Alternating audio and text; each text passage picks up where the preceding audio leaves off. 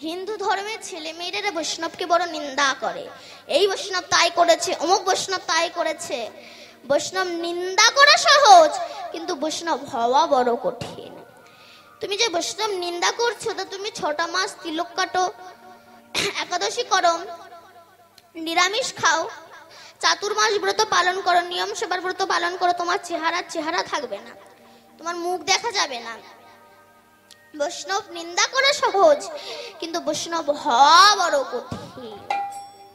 এই বৈষ্ণবকে হতে পারে ত্রিনাদপি শুনিয়েছেন তরুরেব সহিষ্ণু না অমানীন মানদেন কীর্তনিয়া সদা হরি। ত্রিনাদপি শুনিয়েছেন, তোমাকে ঘাসের চেয়ে নিচু হতে হবে। বলে ঘাসের চেয়ে মানুষ নিচু হতে পারে? বলে একটা মানুষ ঘাস নয়, বিষ্ঠার চেয়েও নিচু হতে পারে। কেমন? এক ব্যক্তি গুরুদেবের কাছে দীক্ষা নিতে গিয়েছে। তখন গুরুদেব বলছে, বাবা আমি তোমাকে দীক্ষা দেব, তবে পৃথিবীতে যে নিকৃষ্ট বস্তু আছে সেই বস্তু যদি তুমি আমার সামনে আনতে পারো তবেই আমি তোমাকে দীক্ষা দেব। তখন ব্রাহ্মণ মনে মনে ভাবছে, আমি ব্রাহ্মণ, তাহলে সবচেয়ে নিচু জাতি হবে পায়খানা পরিষ্কার করা মেথর। মেথরের কাছে গিয়েছে, মেথর তুমি সবচেয়ে ছোট জাত। মেথর বলছে, দেখো ভগবান আমাকে সৃষ্টি করেছে এই নোংরা পরিষ্কার করার জন্য। আমি যদি নোংরা পরিষ্কার না করি তবে দেশ দুনিয়া গন্ধ হয়ে কত মানুষ মারা যাবে। আমি পরিষ্কার করি তাই তুমি বেঁচে আছো। আমি ছোট নই, তুমি ছোট। তখন ব্রাহ্মণ এবার গিয়েছে গাছের কাছে, গাছ তুমি সবচেয়ে ছোট। গাছ বলছে, আমি ছোট নই, তুমি ছোট। কেন না? মানুষ যখন ক্লান্ত হয়ে যায় তখন আমার ছাওয়ায় শীতল করতে বসে, আমার কাঠে সিংহাসন তৈরি হয়ে রাধা গোবিন্দের পূজা হয়। আমি ছোট নই, তুমি ছোট। এবার ব্রাহ্মণ ওই ব্যক্তি গিয়েছে গরুর কাছে, গরুকে বলছে, গরু তুমি সবচেয়ে ছোট। গরু বলছে, আমি ছোট নই, তুমি ছোট। কেন না? আমার দুধ ভগবানের সেবাই লাগে, আমার বিষ্ঠা, আমার গোবর না হলে দেবতার পূজা হয় না, তাই আমি ছোট নই, ছোট হচ্ছে তুমি। এখন ব্রাহ্মণ তো ছোট খুঁজেই পায় না। ব্রাহ্মণ এখন সেই ব্যক্তি এখন বিভিন্ন রকম রান্না করে খেয়েছে, খেয়ে বিষ্ঠা ত্যাগ করেছে, করে নাকে কাপড় দিয়ে বলছে, এই হচ্ছে সবচেয়ে ছোট জাত। এই বলে যেই তুলতে যাবে তখন সেই বৃষ্ঠা বলছে, হে ব্রাহ্মণ কে? বলে আমি বৃষ্ঠা। বলে বৃষ্ঠা আবার কথা বলতে পারে? বলে বলতে পারে না, তবে আজ বলতে হচ্ছে। কেন? বলে তুমি প্রতিদিন আমায় ত্যাগ করে চলে যাও, আজ এত সুন্দর করে আমাকে হাতে করে তুলছো কেন শুনি? তখন সেই ব্যক্তি বলছে, আমার গুরুদেব আমাকে বলেছে যে পৃথিবীতে যত নিকৃষ্ট বস্তু আছে সেই বস্তু নিয়ে যেতে। এই তুমি হচ্ছে সবচেয়ে বেশি নিকৃষ্ট বস্তু, তাই আমি তোমাকে নিয়ে যাচ্ছি। তখন সেই বৃষ্ঠা বলছে, আমি নিকৃষ্ট নই, তুমি ছোট জাত। কেন? আজ তুমি না খেয়ে যদি গরুতে খেত তবে তার গোবর দেবতার পূজায় লাগতো। তোমার মতো অপদার্থ খেয়েছে বলে আজ আমার এই অবস্থা, তাই আমি ছোট নই, তুমি ছোট। তখন সেই ব্যক্তি ছুটতে ছুটতে গুরুদেবের কাছে এসে বলছে, গুরুদেব আমি বুঝতে পেরেছি এ জগতে আমার মতো ছোট জাত আর জগতের হাইনি, তাই গৌর হরি বল। তাই তোমাকে ছোট হতে হবে। ত্রিনাদপি শুনিয়েছেন তরুরেব সহিষ্ণু না, তোমার গাছের মতো সহ্য ক্ষমতা থাকতে হবে। কেমন? এক সাধু ভিক্ষা করতে করতে যাচ্ছে, যেতে যেতে প্রবল ঝড় উঠেছে। তখন সাধু একটা টিনের ঘর দেখতে পেয়ে তার ভিতরে প্রবেশ করেছে। সেখানে কিছু ডাকাত তাস খেলছিল। তারা সাধুকে দেখে বলে, এই সাধু বেরিয়ে যা এক্ষুনি। তখন সাধু বলছে, বাবা বাইরে তো প্রচন্ড ঝড় বৃষ্টি হচ্ছে, থামলেই আমি চলে যাব। সেই সময় ডাকাতের যে সর্দার শিশির সাধুর বুকে মেরেছে একটা জোরে লাথি, আর সাধু ছিটকে বেরিয়ে পড়েছে ঘর থেকে। আর যেই না সাধু পড়ে গিয়েছে বাইরে, সেই সময় হঠাৎ বজ্রঘাত হলো টিনের ছাদের ওপরে, সবকটা ডাকাতের দল মারা গেল। সেই সময় সাধু কি বলছে জানো? কে তুমি মহান? আমাকে বাঁচিয়ে দিলে আপনারও প্রাণ। কে তুমি মহান, এই তো মহতের স্বভাব।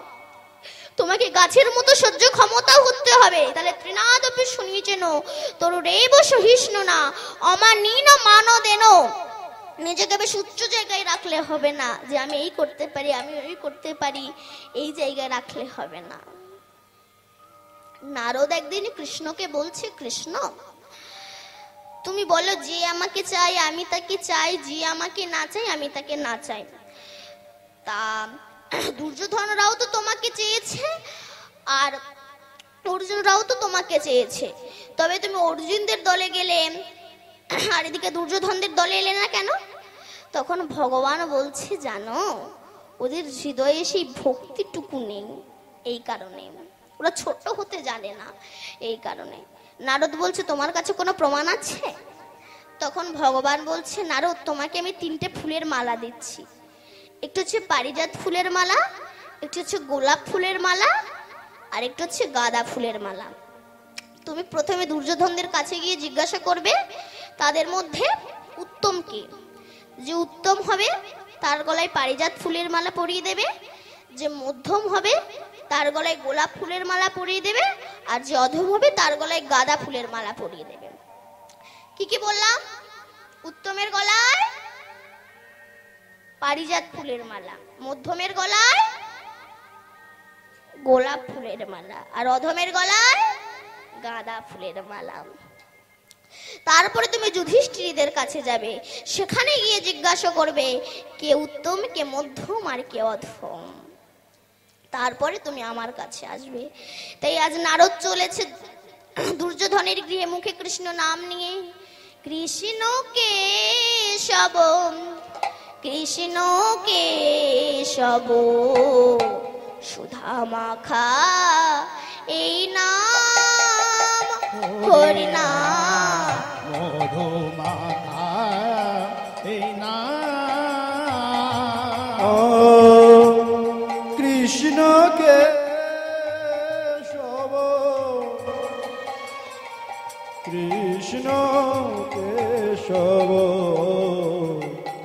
সুধা মাখা এই নাম, হরি নাম মধু মাখা এই নাম।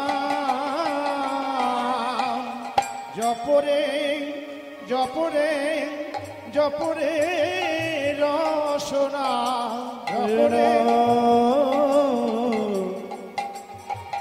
জপরে জপরে জপরে বাসনা, সুধা মাখা এই নাম, হরি নাম সুধা মাখা এই নাম, হরি নাম মধু মাখা।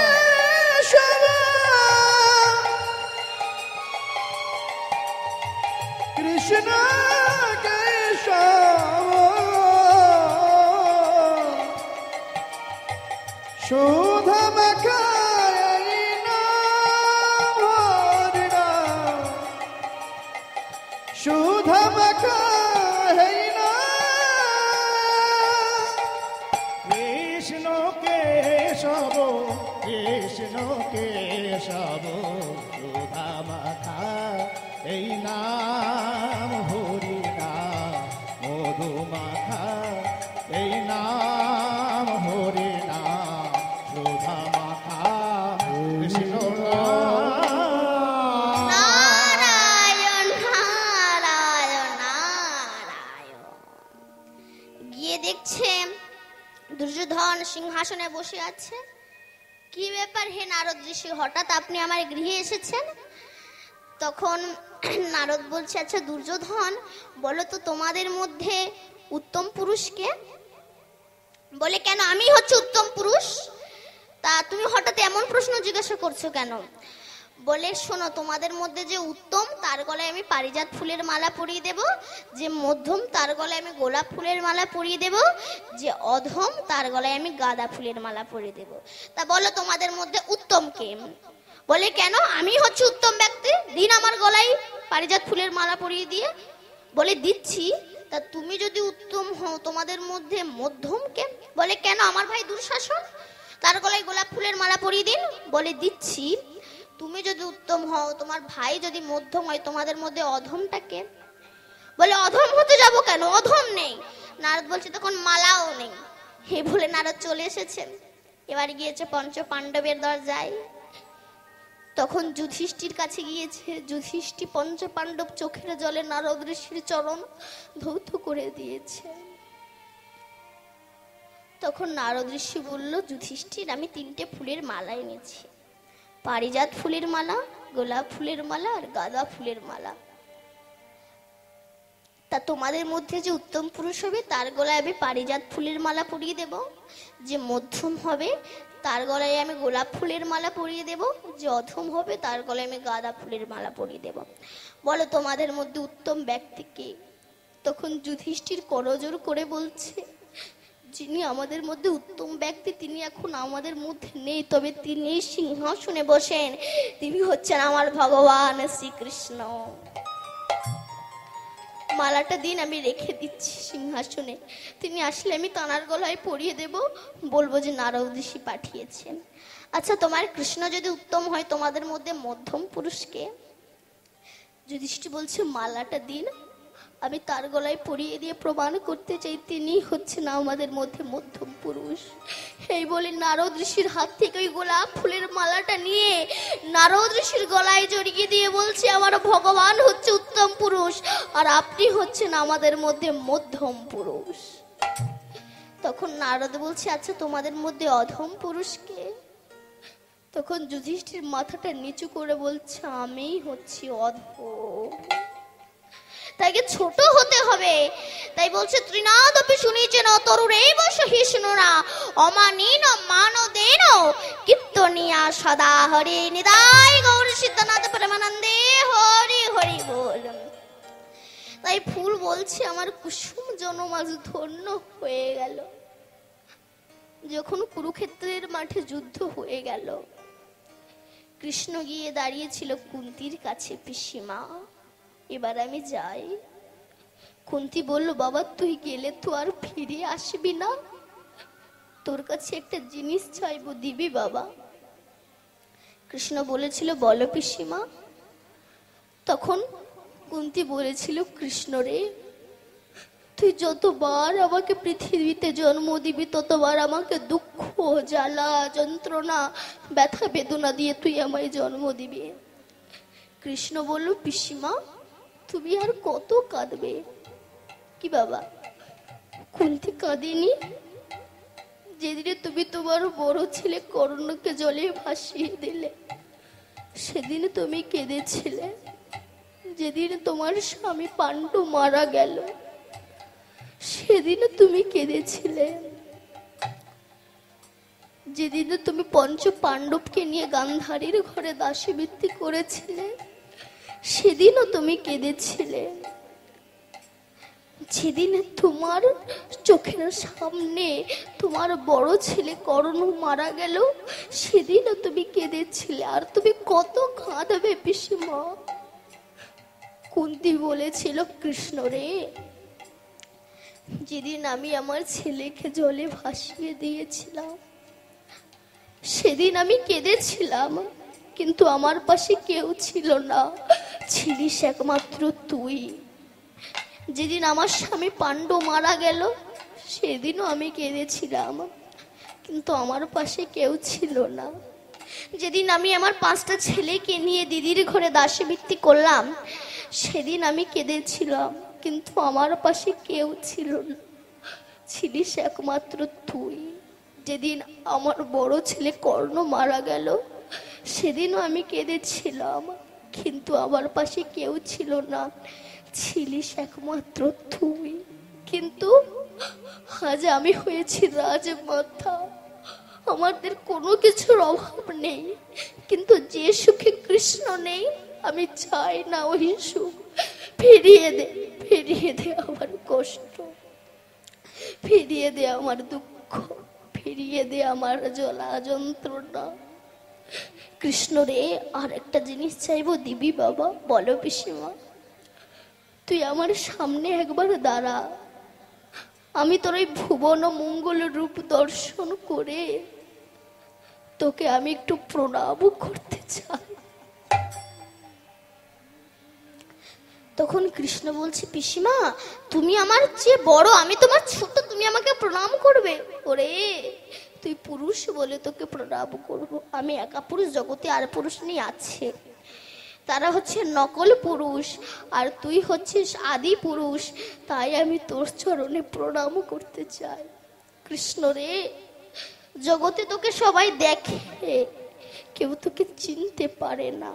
কৃষ্ণ বলেছিল, পিসিমা তোমার চোখ খারাপ হয়ে গিয়েছে। কুন্তী বলেছিল, উপহাস করিস না বাবা। দুর্যোধন তোকে দেখেছিল, চিনতে পেরেছিল না। দুঃশাসন তোকে দেখেছিল, চিনতে পেরেছিল না। কংস তোকে দেখেছিল, চিনতে পেরেছিল না। শিশুপাল তোকে দেখেছিল, চিনতে পেরেছিল না।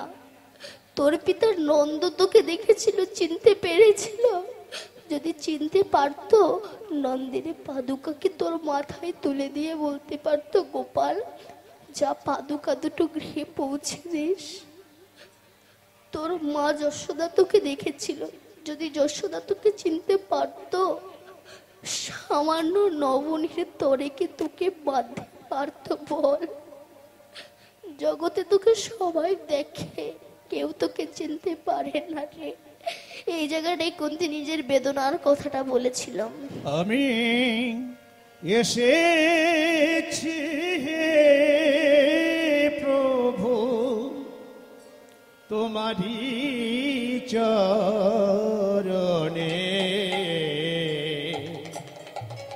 শরণ লই শরণ লইব বলে আমি এসেছি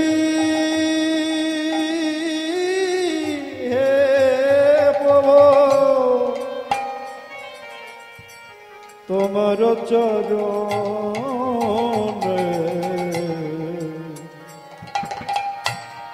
লহিব গিয়ে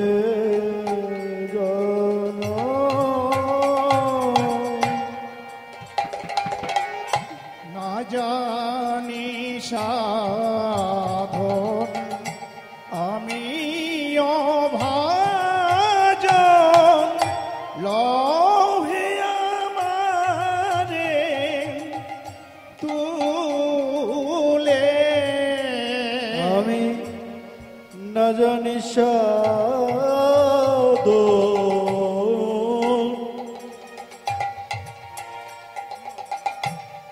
না জানি বুঝন,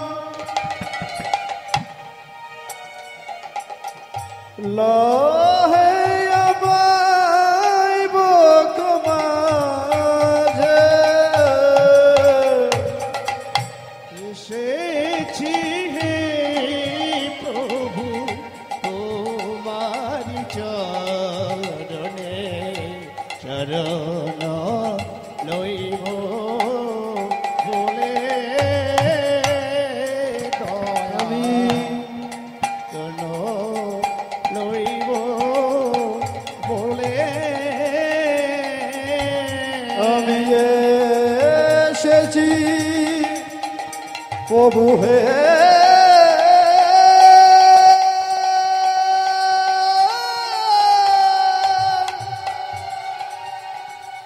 হে প্রভু, প্রভু হে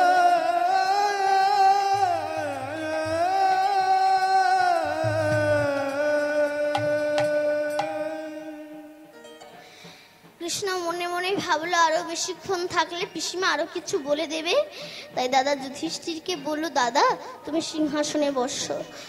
তখন যুধিষ্ঠির বলেছিল, কৃষ্ণ তুমি কি আমাকে পাগল ভেবেছ? আমি চাই না সিংহাসন, আমি চাই তোমার রাতুল চরণ। তাহলে আমার কথা শুনবে না? চলো পিতামহ ভীষ্মের কাছে। ভীষ্মের কাছে নিয়ে গিয়েছে। তখন পিতামহ ভীষ্ম সরসজ্জায় সজ্জিত। এই যে তীরগুলো বিধে আছে, তীরগুলো কারা? কারা এগুলো? কেনই বা বিধে আছে? শুনুন তাহলে। যেদিন দ্রৌপদীর বস্ত্রহরণ হয়, সেই দিন দ্রৌপদী বারবার পিতামহ ভীষ্মের দিকে তাকিয়েছিল। মনে মনে ভেবেছিল, পিতামহ ভীষ্ম আছে যখন এ বাদে হবে, আমাকে কেউ বিবস্ত্র করবে না।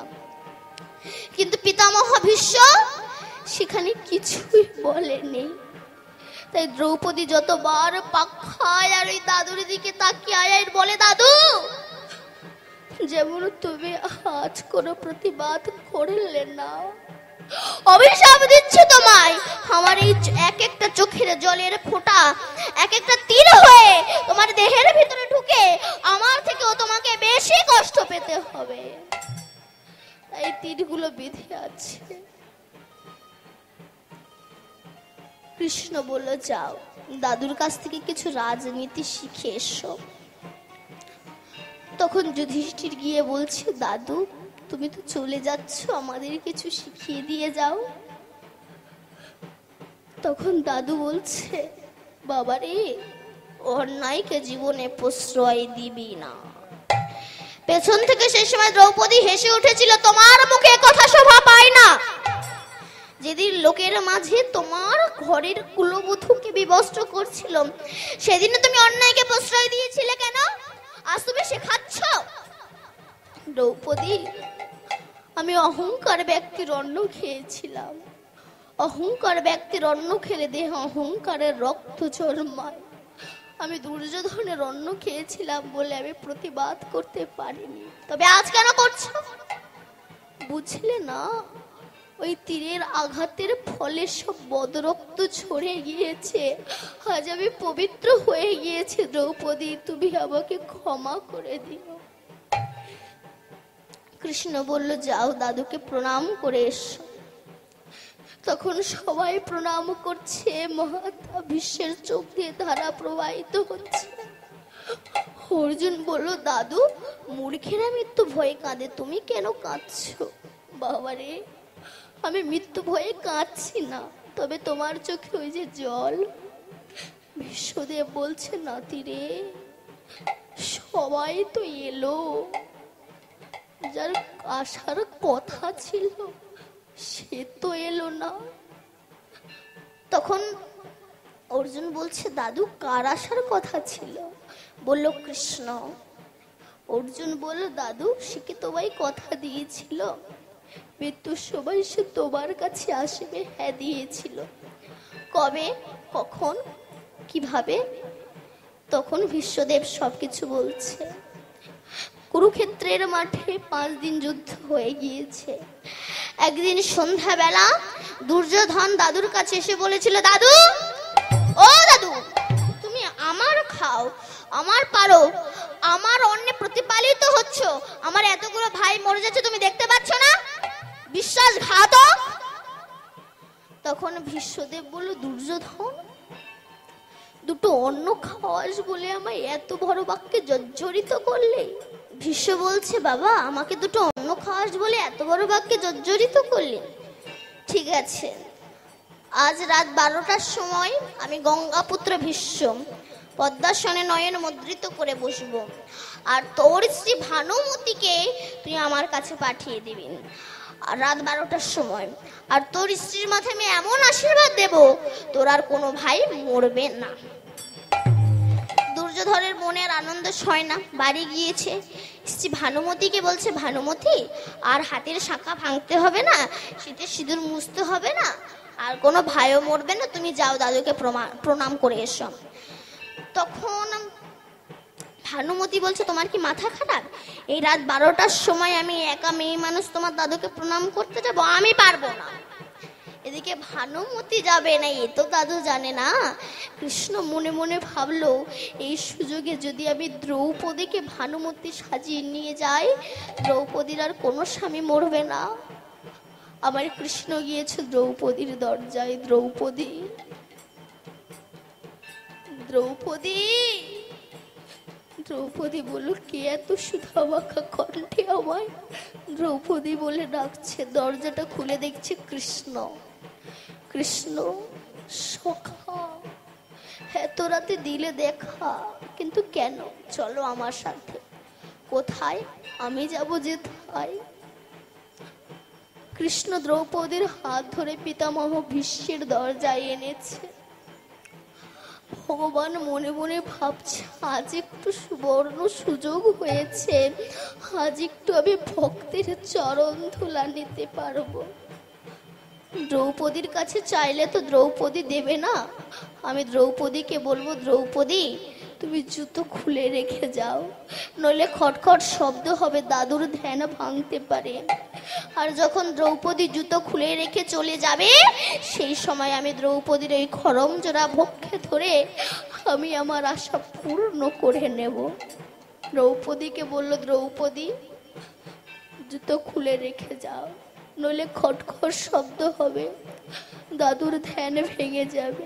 তাই করি মানা, জুতো পরে যেও না। কিন্তু কৃষ্ণের মনে যে কি বাসনা, দ্রৌপদী তো তা জানে না।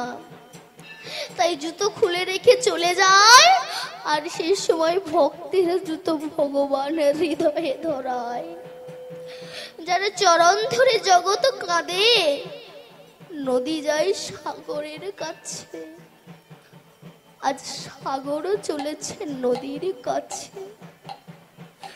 যারা চরণ ধরে জগৎ কাঁদে, সেই জগৎপতি আজ ভক্তের খরম জোড়া বক্ষে ধরে কাঁদছে।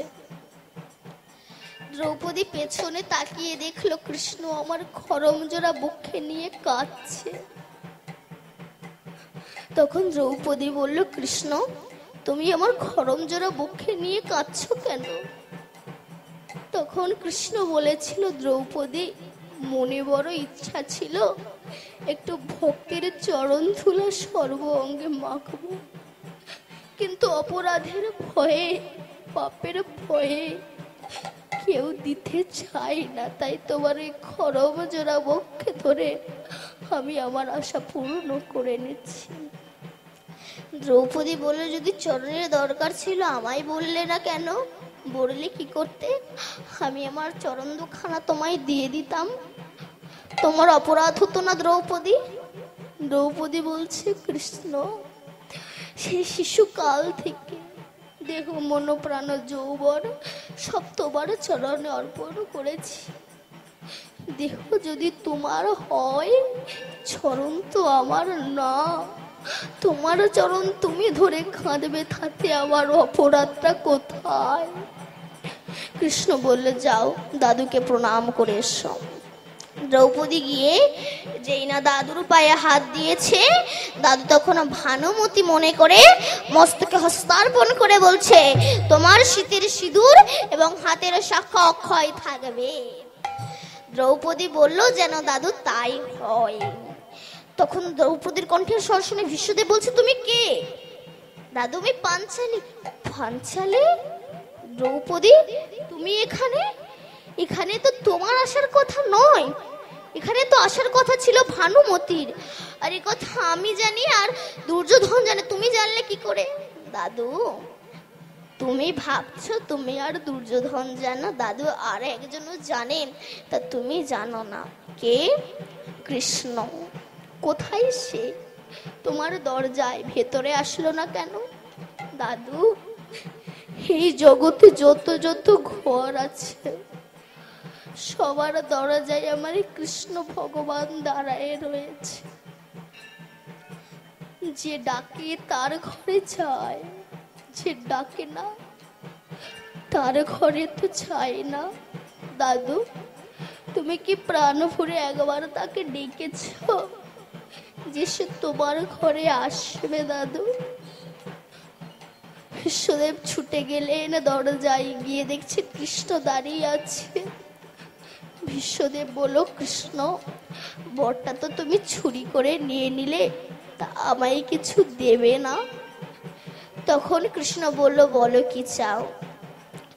তখন বিশ্বদেব বলছে, যেদিন আমার এই প্রাণ পাখিটা উড়ে যাবে, যেদিন আমাকে বাঁশের খাঁচায় তুলে গরুর দড়ি দিয়ে আষ্টে পৃষ্ঠে করে বেঁধে গোবর জলে ছিটাতে ছিটাতে নিয়ে যাবে। বলো হরি হরি বলো বলতে বলতে সেদিনে তুমি আমার সামনে এসে দাঁড়িয়েও তোমার ওই ভুবন মঙ্গল রূপ দর্শন করতে করতে যদি আমার এই প্রাণ পাখিটা উড়ে চলে যায়, আমার এই জন্ম ধন্য হয়ে যাবে। কৃষ্ণ বলেছিল ঠিক আছে দাদু। তাই দাদু বলছে, ভীষ্মদেব বলছে, যার আসার কথা ছিল সে তো এলো না। ভগবান আসে, ডাক যদি সঠিক হয়, ডাকটাকে আগে সঠিক করতে হবে। দুই ভাই মুকুন্দ সরকার ও নরহরি সরকার যখন মহাপ্রভুর কাছে বৈরাগ্য নিতে গেলেন, মহাপ্রভু মনে মনে ভাবলেন, একই বাড়ির যদি দুইজন সন্তান আমার কাছে সন্ন্যাস ধর্ম নেয় এবং নিঃস্বার্থে হরি নাম বিতরণ করতে হবে, এগুলো যদি করতে পারো তাহলে জানবে প্রকারান্তরে তুমি আমার কৃপা পেয়ে গেছো। বড় ভাই মুকুন্দ ফিরে এলেন, গোপীনাথের সেবা পূজা করেন যেমনটা মহাপ্রভু বলেছিলেন। কিন্তু একদিন এক বিশেষ কাজে মুকুন্দ কবিরাজকে গ্রামের বাইরে যেতে হবে। গোপীনাথের দায়িত্ব কে নেবে? তাই মুকুন্দ কবিরাজের ছোট্ট ছেলে, যার নাম হলো রঘুনন্দন, রঘুনন্দনকে গোপীনাথের দায়িত্ব দিয়ে চলে গেলেন। আর বলে গেলেন কি, ফিরে এসে মধ্যাহ্নে প্রসাদ পাবে। ছোট্ট রঘু মায়ের কাছ থেকে কি হচ্ছে জয়নিতাই জয় রাধেশ্যাম। ছোট্ট রঘু মায়ের কাছ থেকে নাড়ুর থালাটা হাতে নিয়ে গোপীনাথের কাছে গিয়ে বলছে, গোপীনাথ, বাবা একটা বিশেষ কাজে গ্রামের বাইরে গিয়েছে, আমি তো বাবার মতো করে তোমায় সেবা দিতে পারবো না, আমি আমার মতো করে তোমায় সেবা দেব, তুমি খেয়ে নিও ঠাকুর। এই বলে যখন গোপীনাথকে ডাকছে, তাও যখন গোপীনাথ আসছে না, মনে পড়ে গেল বাবা প্রতিদিন মন্দিরের দরজা বন্ধ করে সেবা দেয়। ও তুমি তো খুব লাজুক, তাই বাবা মন্দিরের দরজা, আচ্ছা দাঁড়াও দাঁড়াও দাঁড়াও, মন্দিরের দরজা বন্ধ করে দিয়ে যখন ডাকছে, তাও যখন আসছে না, বললো বুঝেছি, বাবা তোমাকে সাজাতে সাজাতে চলে গিয়েছে তো, ওই জন্য তোমার অভিমান হয়েছে। আচ্ছা আমি সাজিয়ে দেব। সুন্দর করে সাজিয়ে দিয়ে আবার ডাকছে গোপীনাথকে, এসো না গোপীনাথ, খেয়ে নাও না নাড়ুগুলো। তাও যখন গোপীনাথ আসছে না, বললে বুঝেছি, মুখের সামনে যদি অত বড় বাঁশি থাকে, কেউ কি সেবা করতে পারে? দাঁড়াও, বাঁশিটা লাভিয়ে দিয়ে আবার ডাকছে, তাও গোপীনাথ আসছে না। বললে এত করে ডাকছে, তাও তুমি আসছো না। বাবা যখন ফিরে এসে বলবে, হ্যাঁ রে রঘু, গোপীনাথকে সেবা দিয়েছিলে, তখন আমি কি বলবো ঠাকুর? তার চেয়ে তোমার ওই চরণে মাথা ঠুকতে ঠুকতে আমি আমার জীবন দিয়ে দেব। এই বলে মাথা ঠুকতে ঠুকতে ঠুকতে ঠুকতে রুধি যন্ত্রণায় লাগলো, নয়ন ফেটে অশ্রু ঝরতে লাগলো। রুধি আর অশ্রু মিলে আমার গোপীনাথের চরণ হলো লাল। আর কি আমার গোপীনাথ থাকতে পারে?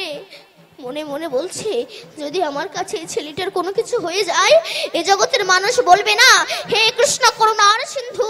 তাই ভক্ত ধৃষ্ণায় ভক্ত বাঞ্ছা কল্পতরু বিগ্রহ থেকে দুটি হাত প্রসারিত করে বলছে, রঘুনন্দন আমায় নাড়ু দাও। এসেছো দয়াময়, তবে নাও, নাড়ু খাও। এক একটা করে নাড়ু আমার গোপীনাথের বদনে তুলে দিতে লাগলো। শেষে যে একটা নাড়ু ছিল, ওটাই গোপীনাথ নিজে হাতে রঘুনন্দনকে খাইয়ে দিল। যখন রঘুনন্দন খালি থালা নিয়ে বাইরে এলো, রঘুনন্দনের মা জিজ্ঞাসা করলো, হ্যাঁ রে কুকা, নাড়ু কই? বলে সব নাড়ু গোপীনাথ খেয়ে নিয়েছে। বলে প্রতিদিন তোর বাবা সেবা দেয়, কোনোদিন গোপীনাথ সেবা করে না, আজ তোর হাতে সেবা করেছে। হ্যাঁ মা, গোপীনাথ সব নাড়ু খেয়ে নিয়েছে, আসুক আসুক তোর বাবা। যেই না মুকুন্দ কবিরাজ ফিরে এলেন, নাড়ুর কথা নালিশ জানালেন। মুকুন্দ কবিরাজ রঘুকে ডেকে বলল, রঘু সত্যি করে বলতো, গোপীনাথকে সত্যি নাড়ু সেবা করেছিল? বিশ্বাস করো বাবা, গোপীনাথ সব নাড়ু খেয়ে নিয়েছে। ঠিক আছে। আবারও পরের দিন গোপীনাথের দায়িত্ব দিয়ে মন্দিরের পেছনে লুকিয়ে রইল, দেখি আজ কি হয়। সেদিন আর ভুল হলো না। সেদিন গিয়ে নাড়ুর থালাটা নিয়ে গিয়ে দরজা বন্ধ করে সুন্দর করে সাজিয়ে দিয়ে বাঁশিটা লাবিয়ে যখন ডাকছে, তাও যখন আসছে না, বলছে বুঝেছি তুমি আমাকে মিথ্যা চোর সাজাবে তো, তাই তুমি আসছো না। ঠিক আছে, তোমাকে আসতে হবে না, আমি সোজা তোমার ওই চরণে চলে যাব। আমি কি করে যাব জানো? তোমার গলায় যে উত্তরী আছে না, এই উত্তরী আমি আমার গলায় ফাঁস দিয়ে আমি সোজা তোমার ওই চরণে চলে যাব। তখন গোপীনাথ বলছে, ওরে রঘু, তোর কাছে যেতে যে আমারও বড় ইচ্ছা করছে, কিন্তু মন্দিরের পিছনে লুকিয়ে আছে তোর বাবা হাতে নাতে ধরবে বলে, আমি কেমন ভাবে তোকে দেখা দিই বল। এই বলে যেই না গোপীনাথ ওই রঘুনন্দন ওই উত্তরে নিয়ে গলায় ফাঁস দিতে যাবে, আমার গোপীনাথ মনে মনে ভাবলো, আমার কাছে যদি এই ছেলেটার কোনো কিছু হয়ে যায়, এই জগতের মানুষ বলবে না, হে কৃষ্ণ করুণা সিন্ধু দীনবন্ধু জগৎপতে গোপীশা গোপিকা কান্ত রাধা কান্ত নমস্তুতে। তাই ভক্ত ধীশ নয়, ভক্ত বাঞ্ছা কল্পতরু, বিগ্রহ থেকে দুটি হাত প্রসারিত করে এক হাত উত্তরী ধরে আর এক হাতে বলছে, রঘুনন্দন নারদে। চমকে উঠলেন মুকুন্দ কবিরাজ, কে বললো রঘুনন্দন নারদে? যেই না মন্দিরের দরজা উন্মোচন করেছে, নারু তখন ধাতুতে পরিণত হয়েছে। তখন মুকুন্দ কবিরাজ বলল, রঘু, যে হাতে আমি বাঁশি দিয়েছি সে হাতে নাড়ু এলো কিভাবে? কেন গোপীনাথ নাড়ু ধরে আছে? বাবা, তুমি দেখছো গোপীনাথ নাড়ু ধরে আছে, কিন্তু আমি তো দেখছি গোপীনাথ স্বয়ং নাড়ু সেবা করছে। তবে আমি কেন দেখতে পাচ্ছি না রে রঘু? রঘুনন্দন গোপীনাথকে জিজ্ঞাসা করলো, গোপীনাথ, আমার পিতা কেন তোমায় দেখতে পাচ্ছে না? তখন রঘুনন্দন তখন গোপীনাথ বলছে, ওরে রঘু, তোর হৃদয়ে যে প্রেম নয়ন জাগ্রত হয়েছে, তোর পিতার ভিতরে সে প্রেম নয়ন জাগ্রত হয়নি, তাই তোর পিতা আমাকে দেখতে পাচ্ছে না। তুই তোর পিতাকে স্পর্শ কর, দেখতে পাবি তোর পিতাও আমাকে দেখতে পাবে। যেই না রঘুনন্দনে স্পর্শ করেছে, তখন মুকুন্দ কবিরাজ মূর্ছা হয়ে গেল। যখন জ্ঞান ফিরলো, গোপীনাথকে বলল, গোপীনাথ, যে হাতে আমি বাঁশি দিয়েছি সে হাতে তুমি নাড়ু ধরেছ, বলো এই বাঁশি আমি কোথায় রেখে দেব, তুমি আমায় বলে দাও। সেই দিন গোপীনাথ বলেছিল, আজ থেকে আমার হাতে নাড়ু নয়, আজ থেকে আমার হাতে বাঁশি নয়, আজ থেকে আমার হাতে নাড়ু শোভা পাবে। আজও তিনি দাঁড়িয়ে আছে, কোন ভক্ত রঘুনন্দনের মতো তাকে সেবা দেয়, আজও তিনি দাঁড়িয়ে আছেন। তাই গৌর হরি বল। হে ভক্তমণ্ডলী এবং ভক্তিমতী মায়েরা, আজ আমি এখানেই পাঠ বিশ্রাম রাখলাম। সবাই মিলে বলুন, শ্রীমদ্ ভাগবত মহাপুরাণ কি জয়।